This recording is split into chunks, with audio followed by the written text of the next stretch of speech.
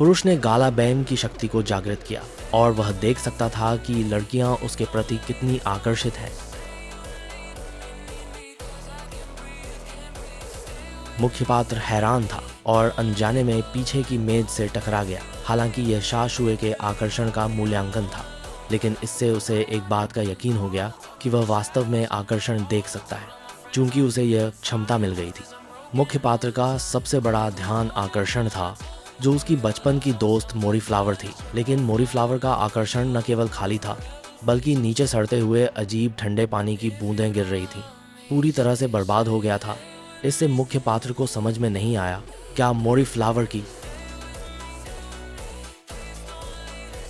मुख्य पात्र सोच रहा था कि मोरी फ्लावर का आकर्षण कैसे वापस लाया जाए, लेकिन वह उसे प्रयोग के लिए नहीं ले जा सकता था। इसलिए उसने समान रूप से कम आकर्षण वाली शाशुए पर ध्यान केंद्रित किया, लेकिन वह उसे पकड़ लिया और पूछा कि वह उसे क्यों घूर रहा है, जिससे मुख्य पात्र को आगे बढ़ने की हिम्मत नहीं हुई। लेकिन घर लौटते समय मुख्य पात्र ने शाशुए की बहन जेनबाई से मुलाकात की और उसे घायल होने का बहाना बनाकर शाशुए के घर में सफलतापूर्वक घुस गया।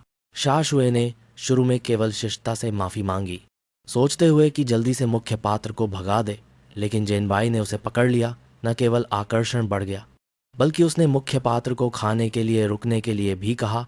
शाशुए थोड़ी अनिच्छा से थी, लेकिन जब उसने मुख्य पात्र और जेनबाई को इतना अच्छा देखा तो उसे भी बुरा नहीं लगा और आकर्षण थोड़ी बढ़ गई।